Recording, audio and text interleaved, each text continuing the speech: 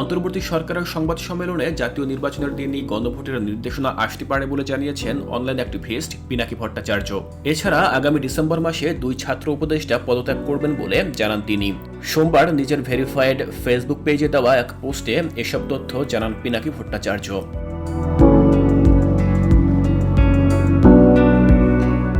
Facebook পোস্টে তিনি বলেন, আমি আগেই বলেছিলাম জাতীয় নির্বাচন ও গণভোট একই দিনে আয়োজনের সিদ্ধান্ত নিচ্ছে সরকার। আজ প্রফেসর ইউনূসের সংবাদ সম্মেলনে এটির নির্দেশনা আসতে পারে। পিনাকি আরও বলেন, নির্বাচনের আগে ডিসেম্বর মাসে 2 ছাত্র উপদেষ্টা পদত্যাগ করবেন। অপরদিকে জামাত গণভোট ও জাতীয় সংসদ নির্বাচনের ইস্যু মানবে না। শেষ পর্যন্ত এই সিদ্ধান্তে প্রফেসর ইউনূসের সরকার অটল থাকতে পারবে বলে আমি মনে করি না।